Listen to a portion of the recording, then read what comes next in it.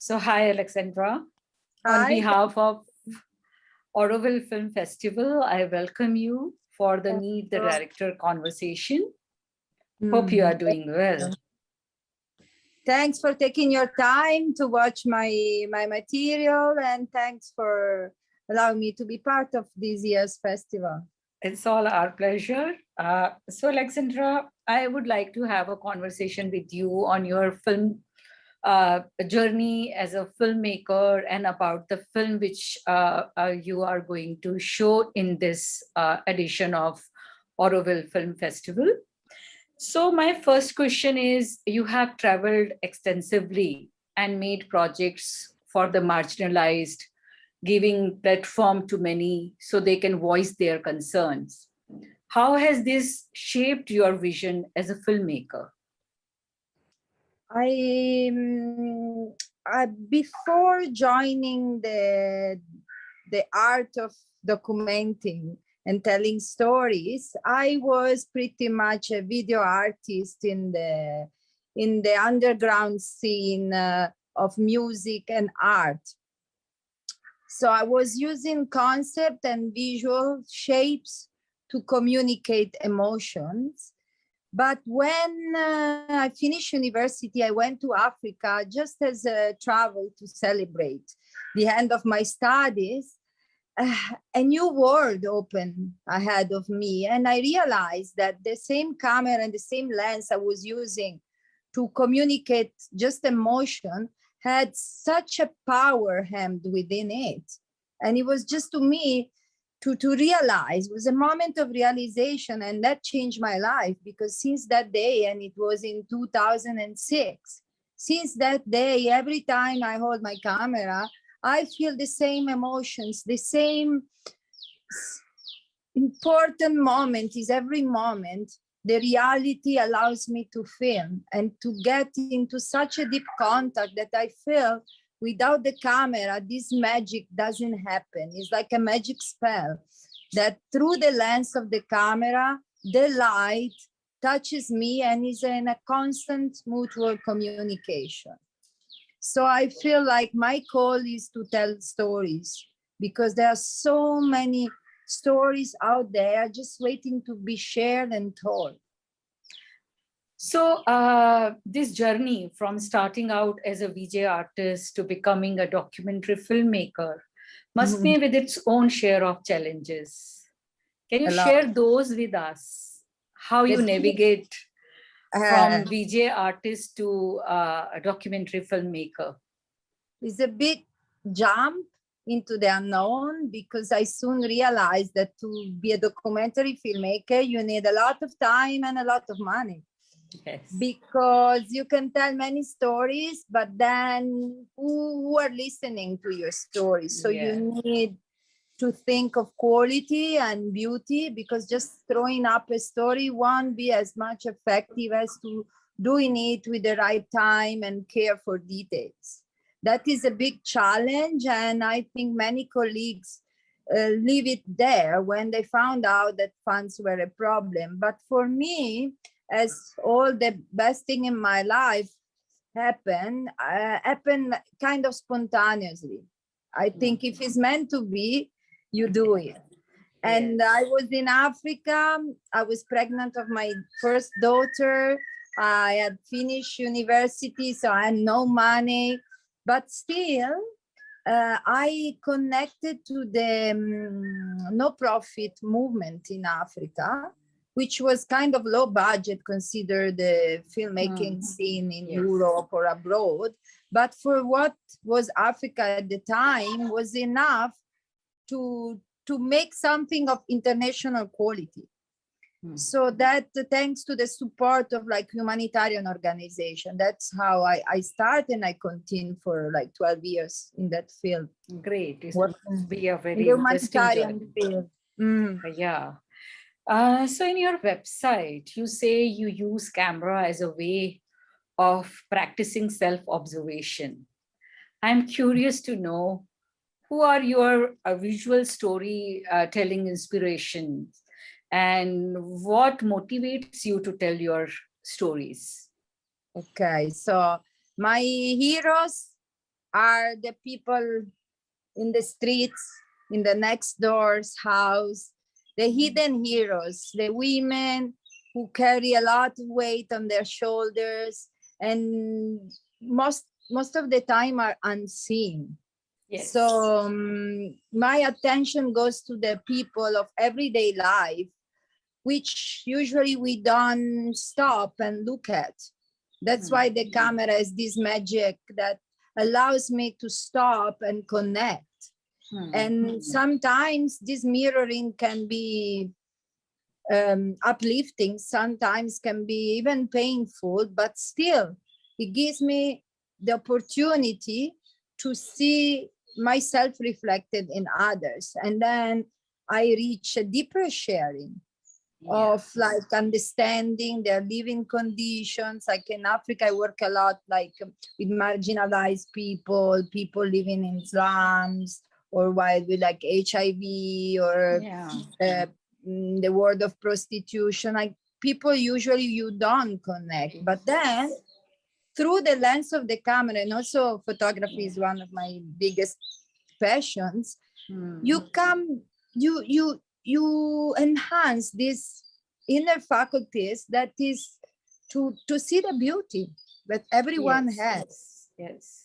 So my next question is like your film, Learning from the Intangible, is on integral education. And we, those are in Auroville, or people those are connected to Sri Aurobindo and the mother, understand the philosophy behind this.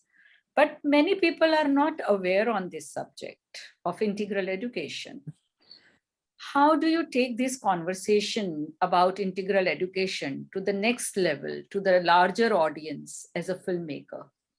Thanks. That's a very meaningful question, because I was one of those people speaking about big words, integral education and free progress, but then without knowing really what do they mean, in what matters that is our daily practice with kids.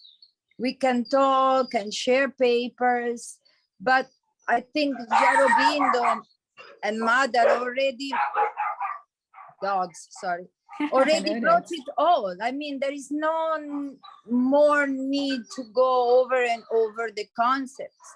They left us footprints in order to be able to start our own journey, our own path.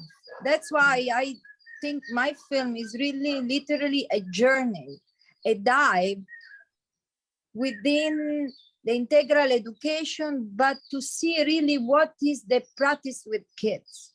The foundation are very important. We thought that was a new thing, integral education. Yes, it's radical and it's different, but it's not new. It has very deep foundation, like in Montessori, in Steiner, even Plutarch would share so many principles with the integral education. But what is the daily practice? We are just starting tiny baby steps, and still there is a lot of insecurity. Parents, even in Auroville, send their kids out of school because it lacks accreditation. I mean, they are afraid that then the kids won't be accepted in the world outside. They won't be able to join university. So there is a lot of fear because it's still new. So I wanted to see with my eyes and touch with my hands what is integral education. How do you assess it when you have no grades? You cannot use both.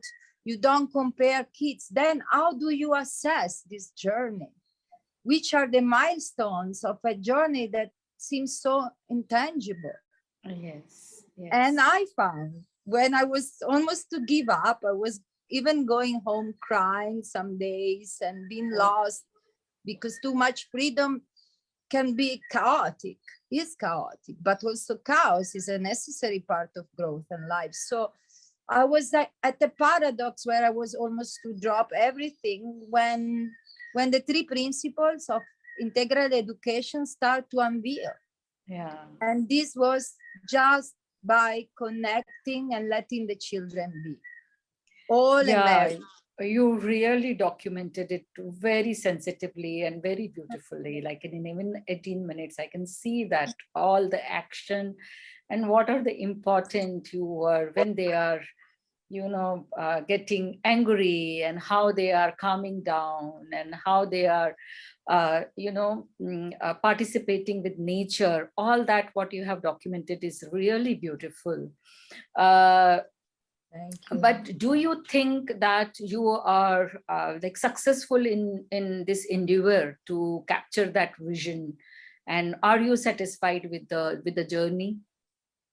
I am very satisfied because it's been, first of all, one of the most significant learning journey in my own life.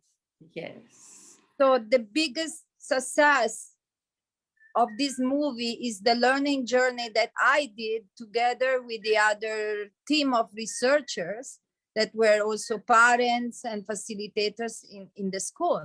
So the biggest output of the film was our learning journey and the clarity we gained.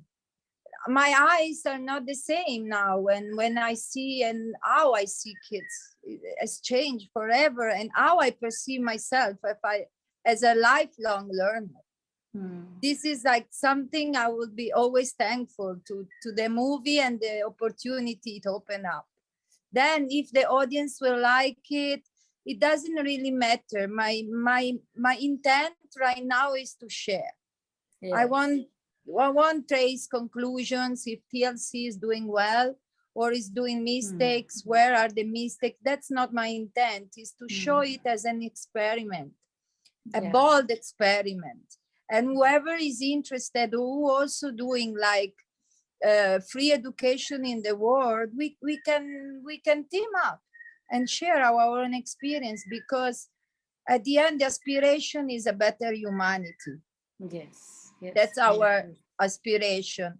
But if the educational system is just reproducing what the society is already doing, and we see we have reached like a dead hand with the society. And so how can education change the same society that is reproducing education? We have to step. Yeah, it's very, very vital point you are raising here. I hope. I'm not good at speaking. That's why no, we are interacting. It's not a speech we are giving to each other. I think we are interacting and sharing our experience. So my next question is, can you talk about the nature of the collaboration between you and the learning community? And what roles did they play? And were there specific individuals involved in the ideation of this film, developing the story and shooting? Who impacted the film in a major way? It was a casual meeting in the grocery store with one of the core facilitators who invited me for a meeting with the idea that I had to do a research. And it was many, many years they wanted to do a research, because they always had this problem of lack of trust and kids dropping out because parents have no trust or enough patience to see the progress happen. So I joined them by feeling that was the right film. I was just waiting the story to be told, and that it reached me. And that moment I met TLC, the group of adults. There I realized that was it. I couldn't imagine. That was a big challenge between the gap between the ideal and the reality. And what made it possible, otherwise I would have surely dropped out, was the support and the collaboration also from the kids. Was truly a participatory process where everyone was involved. Even the kids, where they were not feeling like, they would tell me, please not film. And also that moments of difficulties and challenging situations, the kids were aware of the camera, but slowly I became part of their daily life. They start to play with the camera until a point they start even to not notice. It was like part of their life. That was the best. When I realized I was a learner who was an integral part of the living community there. I was not anymore an observer, but part of them. And also with the camera, of course, I have 400 hours of footage and we will only share one, but there are so many touching moments where the kids touch the camera. For you to edit it and put a narrative, 400 hours footage is a lot, and it's very difficult for a filmmaker who get attached to each moment, how to let it go. You want everything to include and make a film. So I can understand your challenge. Yes. So great. So you are saying all the facilitator there, children themselves, they were they were participating in the whole process. Great. Yeah, that is. Yes. What really touched me most is that nobody there was concerned to give the right impression. They never stopped me from filming or to saying this is a difficult discussion. We don't want you to witness. They were so bold to give me really total freedom to film. I had no boundaries, no impositions from their side, and no intent to advertise their methodology, nothing. So I believe as a filmmaker, you must have reached to that level of understanding with your subject and with the people you are filming. So that is a very crucial role of a filmmaker, to break that ice and become a part of the play, what you want to. So I can understand, and I really congratulate for that. If you become one of them and film that. So I think viewer is going to have a very it's not you and them, it's a one, they are going to experience that through your film. That's the great. So a lot of research goes into documentary filmmaking. And is there something that you have learned during the process of making this film that you wish you had known before going into making it? Is that any time that situation came in this journey? First, as I say, it's completely independent, so we don't have any funding. Not even 1 lakh funding from anyone. So it was all insourced by me and the little funds of TLC. So we only used average hard drives, USB hard drives. And 4 months ago, I lost my film and I lost the backup. So I lost everything. Well, I sent to Coimbatore the hard disk to be repaired, and I used the spare one with the backup for a week. Even the backup crashed. So for almost 5 months, I was stopped, and I thought I would never recover it.